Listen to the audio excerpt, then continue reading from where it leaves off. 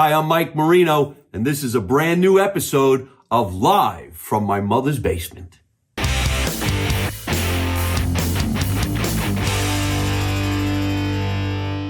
Good evening, ladies and gentlemen, and welcome to another edition of Live from My Mother's Basement. Now, check this out. I am a huge fan of the father of this young lady who's on tonight's show.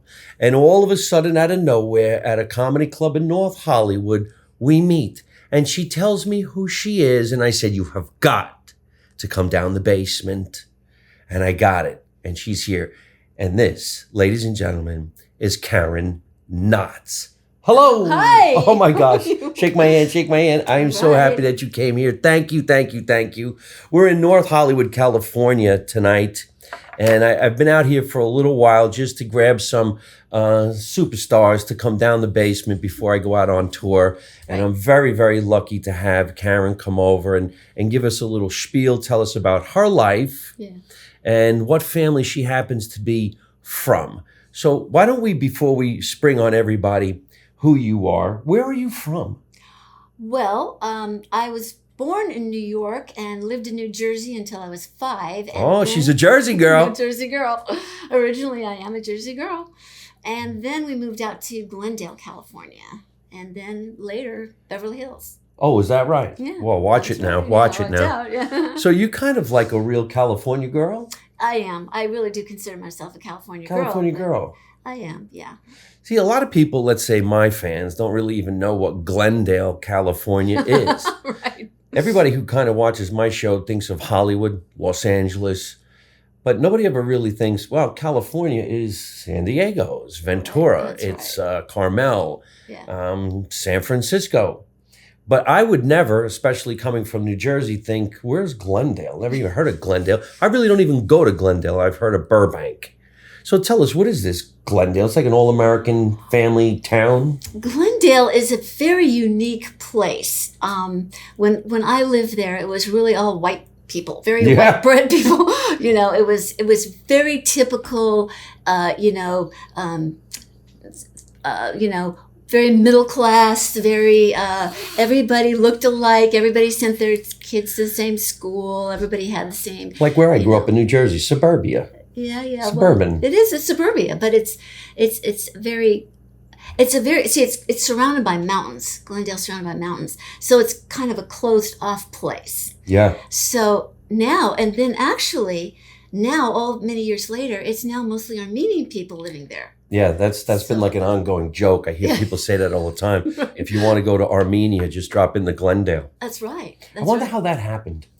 Well, I don't know how it happened, but I can see how they ended up being, the communities end up being there the way it is. It's beautiful. It is really. It really is. And when you look out your window, you turn to a certain direction and you see cliffs and mountains that are beautiful. And on a clear day, which we have every once in a while, when it rains, it's pretty beautiful. So that's where you grew up. Yeah, that's where I grew up. Well, until I was about 9 or 10, and then my mother insisted that we move so that we could get exposure of other races of people. Here in California, watch the table. Oh, sorry. This is the craziest. We got this little table here, and you just tap it, and it shakes the shit out of the camera. Well, I would hate to see this table in an earthquake. Yeah, right? Here's the earthquake. Right. All right, so let's not do that anyhow. I'm going to drive my producer nuts. I got to cut this out. So where did you go from there? Well, then we moved to, Brentwood. Oh, Brentwood. No, first Westwood, and then and then Brentwood. So we just kind of kept on getting a little bit more higher class in a way. But it was, and then eventually Beverly Hills. Yeah. How many kids in your family? 2. 2. You and? My brother, Tom. Tom? Yeah. Okay. Is Tom still in California? Yes, he's in Northern California. He became an engineer, and he's in Palo Alto. Is that right? Yeah. All right. So. Well, let's spring it on everybody. What family you're all about, and then we could talk about your career and how you are going to follow in the footsteps of your legendary father. So why don't you go ahead and tell everybody who your dad is? My dad is Don Knotts. Don Knotts. Who played Barney Fife on the Andy Griffith Show and Mr. Furley on Three's Company. and movies like The Incredible Mr. Limpet and The Ghost of Mr. Chicken and on and on. He's a legendary comedian. I happen to be a huge fan of Don Knotts. And when she told me who her dad was, on Lankershim Boulevard in North Hollywood outside the Comedy Chateau, I'm like, oh my gosh. Mm-hmm. Can you imagine? Because I think one of the greatest shows that you could watch today, if you don't watch it, if you're too young and you never heard of it, go watch the Andy Griffith Show. It's simplicity. Mm-hmm. The writing is so spectacular. Yes. And all the characters in this series are memorable, funny, and adorable. Mm-hmm. In New Jersey, we have a TV station called Me TV. Mm-hmm. I'm thinking maybe it's national. Mm-hmm. I really don't know where anybody else would watch it. But on Me TV at 8 o'clock in New Jersey every night, from 8 o'clock to 9 o'clock, you catch 2 episodes. This is how into it I am. 2 episodes right, yeah. of the Andy Griffith Show. Mm-hmm. And the best character on the show, you have to say it, is Barney Fife. Yeah. You can't stop watching him. Mm-hmm. His comedic facial expressions, his body, his timing, you can't stop laughing. And it's clean. Mm-hmm. It's clean comedy. And you just want to hug this man. And of course, yes, he went on to Three's Company and he played the lovable Mr. Furley. Mm-hmm. But could you imagine being the daughter and the son? Is mm-hmm. Your brother mm-hmm. older, younger? Younger. He's younger. Uh-huh. Is he in show business as well? Or? No, he never did go that route. No. Did you from a young age? I did. I always wanted to be in show business. So you followed in your father's footsteps yes. at a young age? I did. All right. Well, let's get into your career, but tell us how your father started in this industry mm-hmm. and then you started to follow in his footsteps. Like, where is your dad from? Well, he's from West Virginia. See, I was thinking he's from where, like, say, the Andy Griffith Show took place. It seems like Southerners. Well, it's interesting, too, because, Andy Griffith himself was from Mount Airy, North Carolina, and those two cities are about 350 miles apart. That's like the difference between here and San Francisco. Right. So it's very, they grew up experiencing very similar lives, very similar kind of values and characters, and they really both loved the characters that they grew up around. In the small town. Yes, in the small town. Yes, small town characters are the most fun to watch because I guess they're everybody's everybody. and we could all relate to it because we knew somebody like that. Mm-hmm. Then you come to Hollywood, California, and they make up people, and it's just not as funny as the people that you watched on a show like that. Mm-hmm. So, all right, so did he pursue his career as a stand-up comedian? He really didn't want to do that. He really just wanted to act. But he did start out in, let me go back a little bit further. When he was a child, growing up in very impoverished times during the Great Depression and all, they had radio. They didn't have television yet. And so on radio, there was the voice of Edgar Bergen and his dummy Charlie McCarthy. Right. And that was Charlie McCarthy. Okay. That was the beginning of his show business career because he wanted to learn ventriloquism so that he could be the voice on radio like Edgar Bergen and Charlie McCarthy. So he learned that and he started studying ventriloquism. He was sent away for this little magazine called Boy's Life. And it said this little ventrilo, you could just talk into it and it would throw your voice. And of course that didn't happen. but it came with a booklet which explained how to position your mouth so that you couldn't see the lips moving. And he studied that, and then he learned to be a very good ventriloquist, and he was starting to making money when he was already 12 or 13 years old. So he was doing this as a child? Yeah. Oh, wow. Yeah. Was his parents, your grandparents, in showbiz? No, neither one of them were, no. But he had an older brother who was a very funny fellow. And his nickname was Shadow because he was so skinny he didn't have one. As you know, your father was very skinny. Yeah. So they were all skinny people, not family. But so Shadow was a funny guy, and his brothers were older. And so he learned from Shadow how to be funny and certain principles of comedy that Shadow already did, and it was funny. So he was learning that. And, a question that people ask me a lot is, was your dad like Barney Fife in real life? And I always say, no, but he probably was like him as a child. Oh, really? Because Barney Fife is a childlike character. Yeah. And so I think that, all the hypersensitivity of Barney and, and the anger and all that popping off and stuff, that's childlike. So I imagine that when he was young and growing up with a house full of older brothers and a mother who was just struggling, a father who was a paranoid schizophrenic. Really? Yeah, they didn't have treatment for mental illness then. So they just kept them, either they were staying in an institution where they never came out, mental institution. Your grandfather was a schizophrenic? Not paranoid schizophrenic. Is that right? Mm-hmm. And you knew your grandfather? I didn't know him. Oh, you did not? No, he passed away early. Mm-hmm. He passed away when my dad was about 13 or 14. Yeah. Oh, okay. Yeah. Yeah, that's very young to lose your dad. It is. But in that case, it probably was a blessing because his father was very frightening. Wow. Yeah. Yeah. Holy moly. Yeah. Okay. So him and his brother? His brother, he had 3 older brothers. Oh, okay. And they were much older. He was kind of an accident when he was born. It wasn't expected. Barney Fife was an accident. Yeah.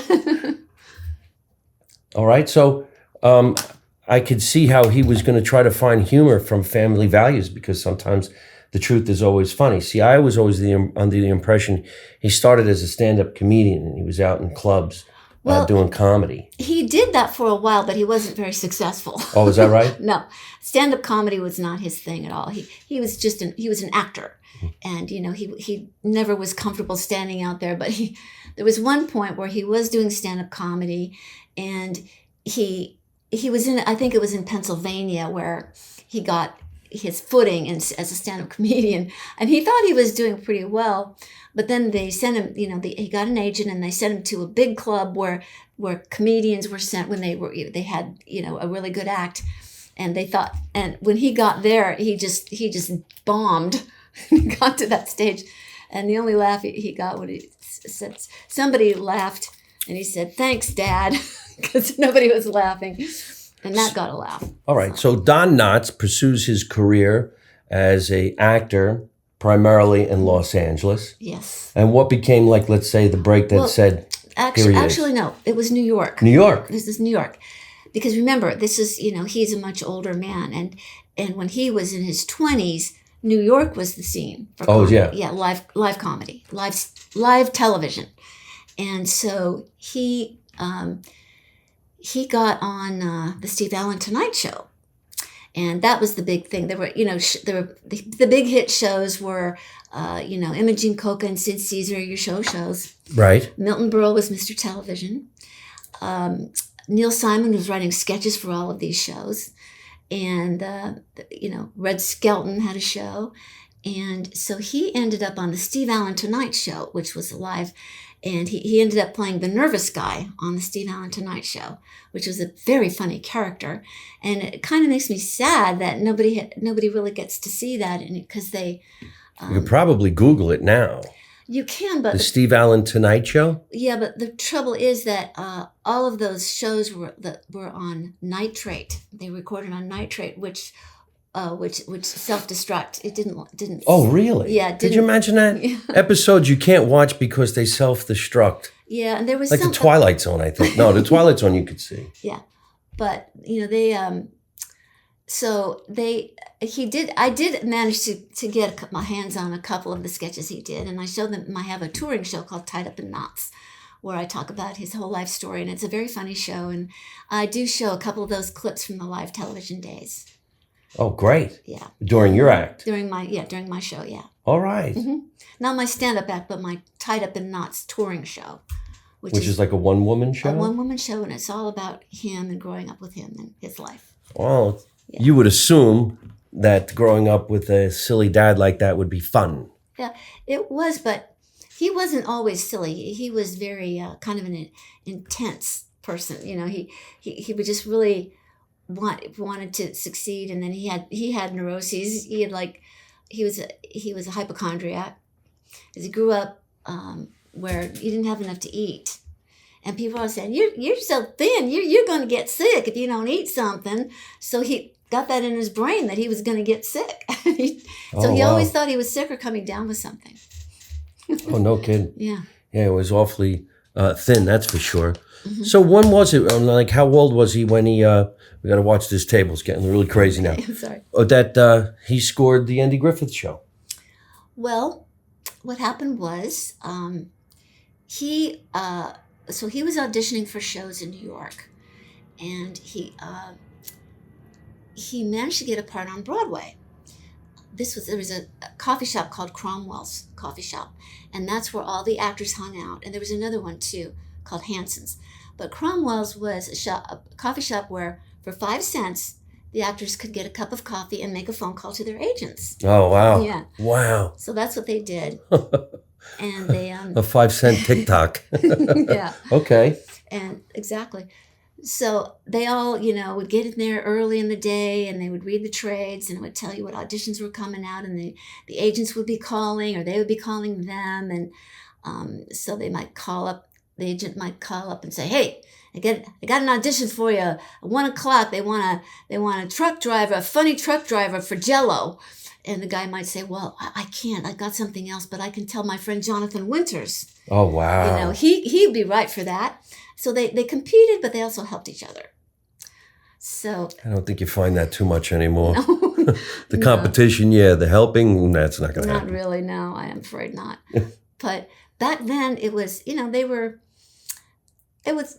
industry was new. It was just starting out, television. Must have been great. A smaller group of talented people who were actually just congregated at a diner waiting for that magical phone call or putting out the phone call for a nickel. Or I guess, I used to make phone calls myself. I remember it being a quarter, but that doesn't happen anymore. Right. And so this is what got him into the Andy Griffith Show? Well, so one day, oh, by the way, Jerry Stiller was a friend of his. Jerry Stiller and he used to audition together. And I talked to Jerry. I called him before he passed. And I asked him about my dad. And he said that he and my dad used to go on auditions, and one day they were saying to each other, we got to do something that's different, something that makes us stand out from all the rest of these comedians.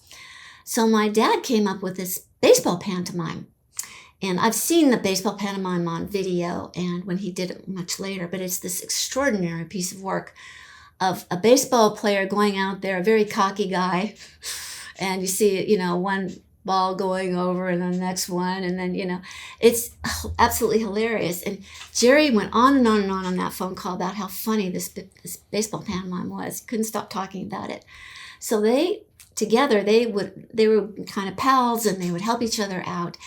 And so one day, Dad got to Cromwell's drugstore late in the day, and he usually got there early when all this stuff was happening.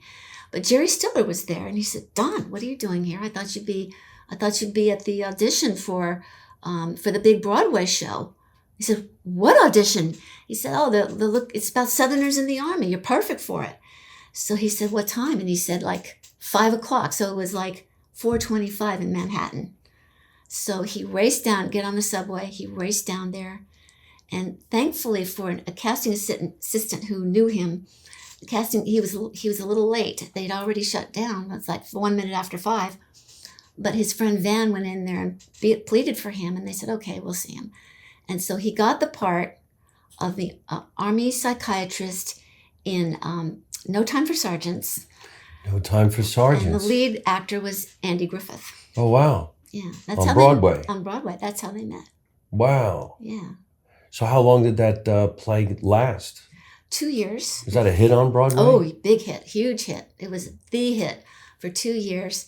And then Andy left to do A Face in the Crowd. He went to Hollywood, and that show had closed.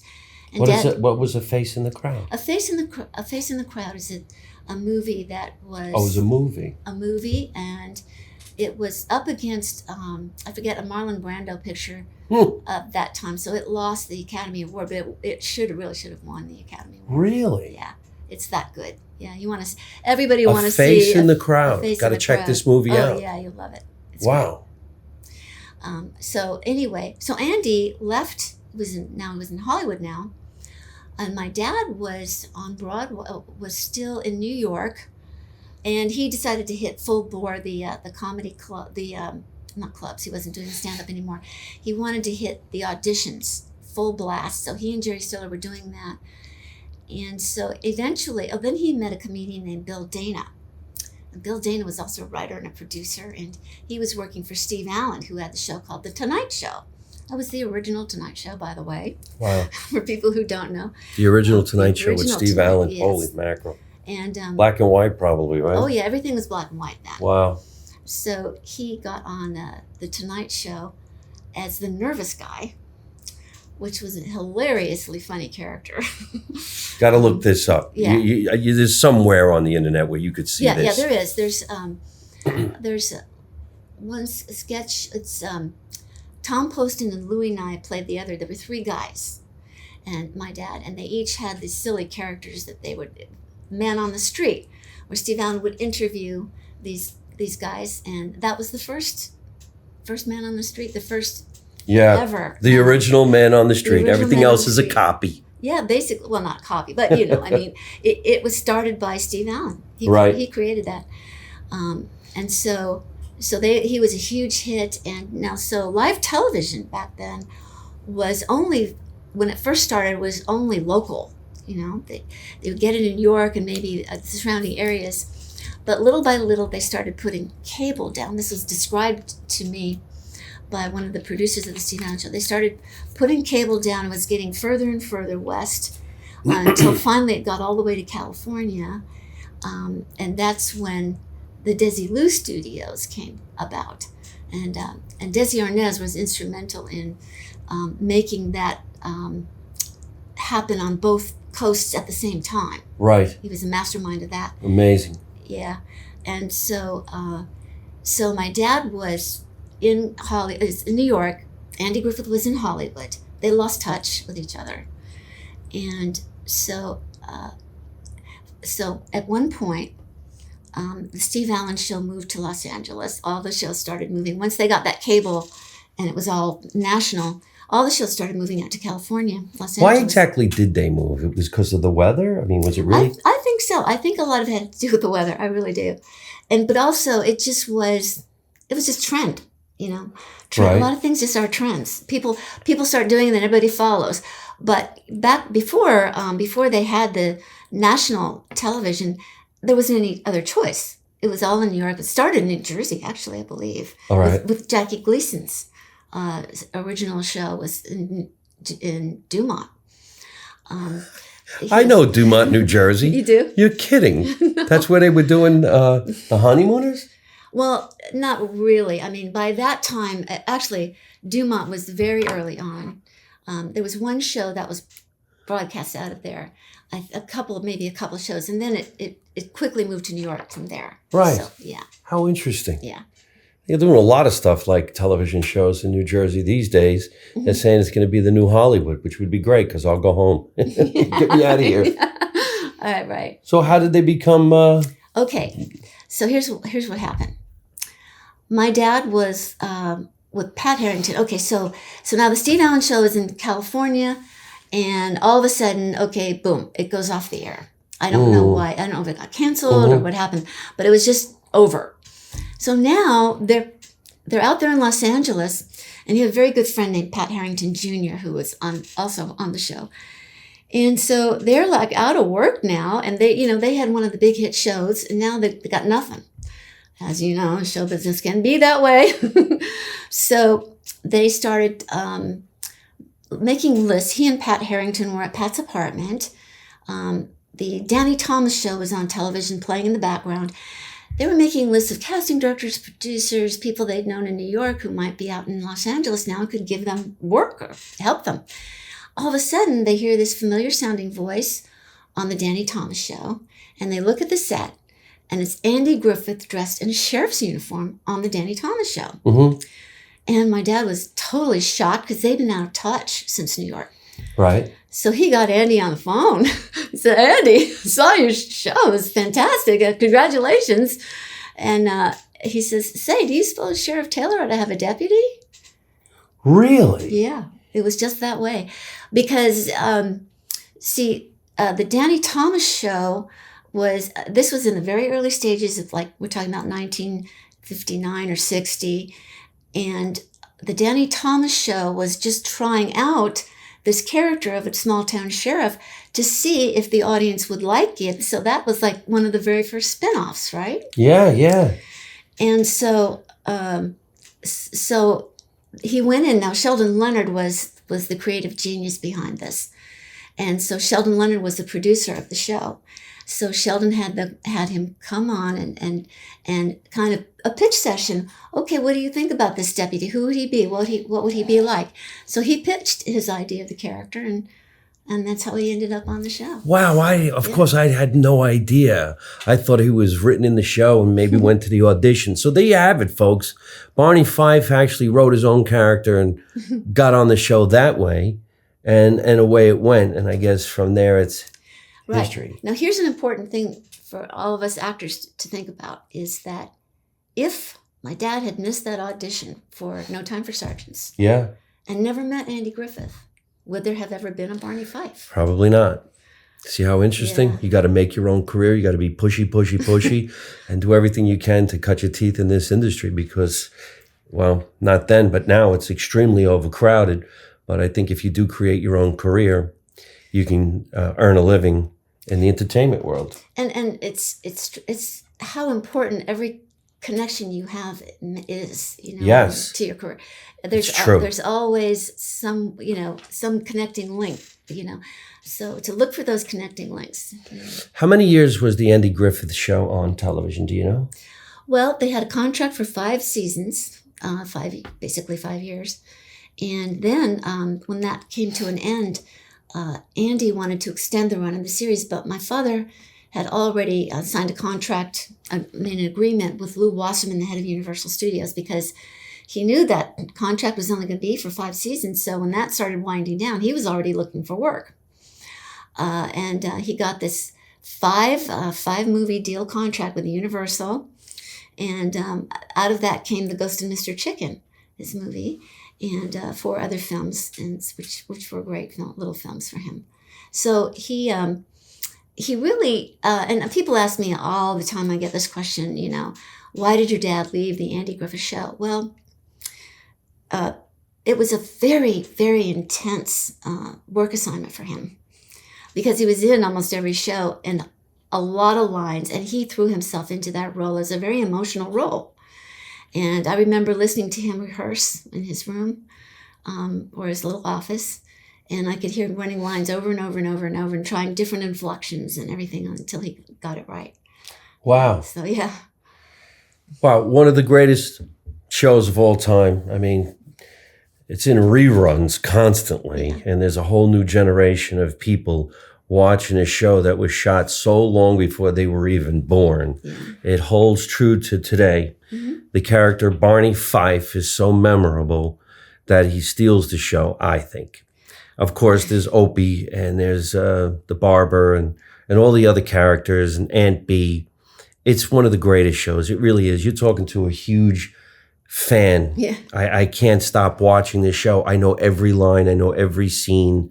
One of my favorite episodes is when he's trying to repeat the Emancipation Proclamation, but he doesn't know the words. Yeah. That is the funniest thing I've ever seen. And at the end, he goes, and that's it. Yeah, right. And he didn't even do it at all. Right. And just such goofballs. So, and then there was a reunion. They did a bunch of reunions that were actually in color. Mm-hmm. Yeah, they were really great. I was in that Return to Mayberry. Oh, is that right? Mm-hmm. Yeah, they made that in 1986, and that was in color, and the only character who wasn't in it was Frances Bavier, who played Aunt Bee because she was ill. Mm-hmm. But all the other characters were in, and Ron Howard was in it, and it was a pretty good little film. It did well and got good ratings, but by that time, it was very different. Now all of a sudden, you could work on location. Yeah. And they went and they shot in a little town called Los Olivos in Northern California, and it was in color. And they had it couldn't be like the original show because all those years had gone by and it wasn't black and white anymore. But I think they did a really good job of capturing the characters. And it's just wonderful. Now let's fast forward even further because I want to get to you and what you're doing in your career and then talk about your book because the title of the book, Tied Up in Knots, is absolutely hilarious. Mr. Furley, how'd that happen? How did he ended up getting on Three's Company? That's a really good story. Now wait a minute. Was he the replacement or was he the original? No, he replaced Norman Fell, who played Mr. Roper. Right. He was the original landlord. But the way he got that part was, Norman Fell left to do a spin-off of some sort. And it was never clear to me if he wanted to do it or was pressured to do it. I don't know. I don't remember. But anyway, he left. And then the producer, Bernie, what's his last name? Anyway, Bernie was going like, what are we going to do without Norman? He's one of a kind. How can I replace him? Wait a minute, I just got an idea. Why don't we get a Don Knotts type? And the casting director said, Don Knotts type? Why don't you just get Don Knotts? Oh, that's hilarious. I know. So they did. They got Don Knotts. Wow. So they called him. Yeah. They said, Don Knotts, is he still alive? Oh, wow. Yes, he is, and he's younger than you. Could you imagine that? Let's get Don Knotts. Why? He's alive. Yeah, right. Oh, shit. There's so much of that in this industry. It's crazy. And that's how we ended up getting on Three's Company. That's right. And that was on there for a while. Yes, it wasn't. I think he worked out great on that show. And yeah. It was. He loved working with the young cast. John Ritter, and they become very close friends with John Ritter. Oh, yeah? You know, and Joyce DeWitt, Suzanne Summers, and later Priscilla Barnes. Was that his last hurrah? Three's Company? You mean as far as television or as performing? There were. Let's see. I have to stop and think about that. He in other words, that was on, his last TV appearances on Three's Company. It was his. I think it. Well, he actually did some work on Matlock. He was a regular on Matlock for a while. Andy's show because of Andy Griffith. Yeah. Oh wow. Right. Andy got him on there. And, wow. Yeah. And then he. And then he was also on that series, if you remember, with the Russian comedian. Do you remember him? Yakov Smirnoff? Yakov Smirnoff had a show. Oh, is that right? Yeah, it was about teachers. It was about foreign language students taking classes. And he was on that show for a little while. So he did do some smaller parts in other shows. And he also did other movies, too. He was in, there was Pleasantville. He was in that. And so there's a lot Pleasantville. Yeah. When did we lose your father? When was that? Passed away in 2006. Right. Mm-hmm. And he was doing a lot of theater at that time. And I got to be in a couple of plays with him. Nice. So, yeah, he was in Kansas City. They had this wonderful theater called the New Theater. It's still there. Beautiful theater. Oh, it's amazing. And it's a dinner theater. It's a lavish theater. And they contracted him to come out almost every summer and do plays there until he passed. Was he happy that you followed in his footsteps? Not originally. He was worried about it, but he came around. Yeah? Yeah. Now, how did you start in this industry?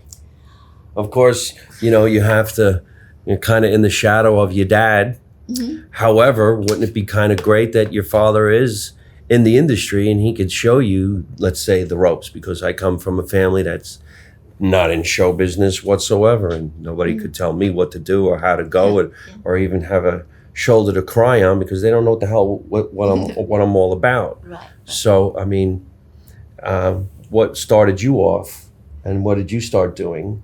Well, I started doing. I was doing shows all through high school and college and everything, and then he put me in a play of his, one that he was going on the road with, and I got some really good training. And then I got an agent, and I did some sitcoms. I did like One Day at a Time, Too Close for Comfort, Archie Bunker's Place. Oh, wow. Yeah, I did several of those. Did you meet Carol O'Connor? Oh, yeah, in fact. Holy moly. That was a pretty good little story because he was really directing. I mean, the director was Mel Ferber, but Carol O'Connor he would take charge when he wanted to. Uh-huh. And so I was supposed to be angry at some character. I think it was in a restaurant or something. And I was trying to get this anger, and he said, "You just Carol O'Connor came to me and said, "You just think, fuck you." That's what he told me. Just fuck you. And that's so, then I just got it in my eyes, and that was perfect. That was what he wanted. Well, check that out. Yeah. You worked with some legends. Yeah. And then? And then I just did a lot of plays. I was in, I started doing stand-up, and that was, I got in improv groups and I was doing stand-up, and I've just been kind of doing my own. And when I got to do my own show, after he passed, I've been doing this show now ever since 2007. Well, actually, I consider 2011. And there are these Mayberry festivals all over the country. Are there? Yeah. Especially in North Carolina, it's called Mayberry Days. And there are several of them. And so I'm kind of in the circuit of performers that do these. And I do my Tied Up in Knots show at the festivals. And sometimes I do other, and I do stand-up comedy also. So that's what it's been.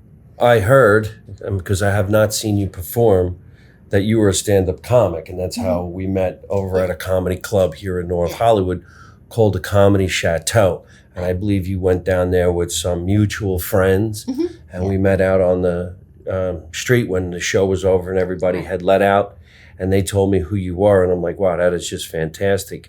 And I wanted to see your work.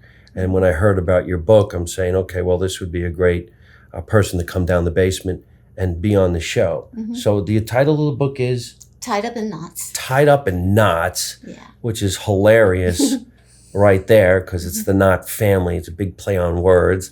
I love a play on words. That is really cool. So the book is about?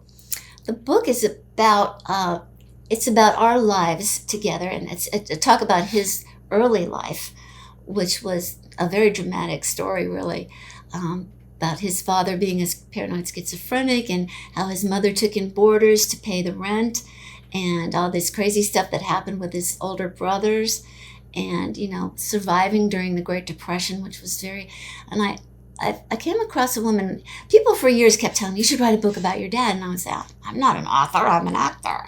Right. How do I know how to write a book? Just because you say I should write a book, I don't know how to write a book. Well, but at some point, I started to reconsider that, and I thought, well, because a lot of the people that knew my dad personally were starting to pass away. And I thought, okay, there's a time bomb going off here. If I'm going to do this, I better do it now. So I thought, well, what can I do? So I flew back to Morgantown, where my dad was from, and I started looking up articles about him. And I went to his high school, where his high school was a big turning point in his life, because that's where he really came into his own, and he was so popular and funny, and now he wasn't burdened. His father had passed away, so he wasn't burdened down with that. And he just really became his own person. And I was really excited to go there at Morgantown High School. And I went into the little library the school has there, and they had a paper called the Dominion Post. And there was a special edition where a lot of people who personally knew him had sent in little stories. And I learned so much from reading those stories. And then once I had that under my belt, I felt like, okay, now I can write the book. Because now I have some documented evidence, and I have insight into him that I didn't have before. So I could talk about his early life and what it was like for him growing up. Right. That's really great. Yeah, it was really So this nice. book is now your one-woman show. Well, not really. I mean, the book is much more than that. But I've taken some stories from the book and used them in my show. But the show is really it's an entertainment. So it's not like a book, really. But yes, there are some stories from the book in the show. I think it's incredible that someone can actually do a one-person show. Stand-up is stand-up comedy, but a one-person show is usually a beginning, a middle, and an end, a through line, a story, leaves you with thoughts. Maybe it's 2 acts. Maybe it's more than 90 minutes. I don't know. How long does your show run? And now it's 90 minutes. I used to have a 2-hour show, and I decided that's too long. But yeah, 90 minutes I think is a good length for a one-person show. You do your show now on the road? Yes, I have a gig coming up at the Park Theater in New Hampshire on June 14th. And yeah, that's coming up really soon. Where's the Park Theater? I'm not sure. I'll find out when You're I get working a little too much, huh? No, I haven't quite got my travel arrangement quite yet, but I'll be at the Park Theater. Do you direct it yourself, or is there some people behind you, producer, director? I've had a few people come and direct and things, but it's all my creativity, my ideas, and I do have. I was going to say, do you really need anybody to tell you what you do? Because it's what you do. I guess you're right. I haven't really. I've had different people come in at times when I was first starting out, and they helped. But it's really my vision and my creativity and my humor, and I have a lot of slides throughout the show too.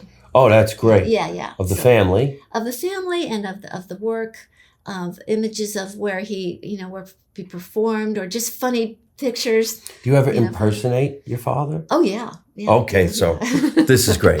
Yeah. Should we do it now? Could we do a little bit of it now, or should we just tell everybody they need to come and see it live? Well, let's see.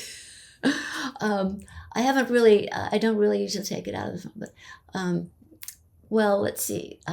Hey, if I put you on the spot, we can come back from a commercial break, but that's really not going to happen because we're live. Well, but it seems like it might not be all that easy to do because it was so specific the way he did his. Well, I could tell you what I say in my stand-up app. I suppose you can tell I'm Don Knott's daughter. We look a lot alike. Mm-hmm. No? What about now? That's my life, folks. I go around making faces so people recognize me. Yeah. Okay. That was definitely it. Wow. And I do a little bit more. I also do impersonations of him as he really was in real life and sounded like. And that's nice too, because then people get an idea of the real talent, That's true, because we probably really don't know. He was not like. Always saw him do a character. He was always a character. Yeah, he wasn't like the character in real life at all. He's very. His own humor was actually very deadpan humor. Deadpan? Was he quiet? He was, but he would draw you in. Like, for instance, one time I was with him in an airport, and he kind of leaned in. He said, "Honey, you see that lady over there?" I said, "What lady?" "A woman over there." And I looked over, and there's this lady. She looked so old, and like her skin was just hanging off her face. It just looked so. Yeah, I said, "Yes, Dad. What about her?" "She died yesterday." Oh. I mean, it was just a delivery, He's the best, and now you're the best. Oh, well, we're interested. Where can we buy the book? Can we buy your book? You can get it on Amazon. Amazon has it, and Tied Up in Knots by Karen Knotts. There are a couple of other books that have a similar title, but if you put my name in there, you'll get the right book. What are the other books? I don't know. I thought you meant you had other books. No, the other books have a similar title with a similar name, like Tied Up in Knots. Tied Up in Knots by Karen Knotts. Yeah. On Amazon. Right. Now, do you have social media platforms that we could look at your work? Yes, I'm on Facebook. I'm on Facebook as Kanani Knotts because I got hacked some time ago, and nobody ever from Facebook ever helped me. Mm-hmm. So the only way I could get back on Facebook was to put another name out there, and that's how. Kanani Knotts, but that's me on Facebook. And Kanani Knotts. And then on Instagram, I'm Knotts Funny Farm. It's my handle. Knotts Funny Farm. Knotts Funny Farm. Another twist on words. Yeah. Knott's Berry Farm. Knotts Funny Farm. And that's great. So now there's also a big difference between you doing stand-up and a one-woman show. Yes. And where are you going to be doing some stand-up? You want to tell everybody where you're doing the stand-up? Well, I'll be doing the Clean Comedy Challenge in Las Vegas. That's I think it's July 21st.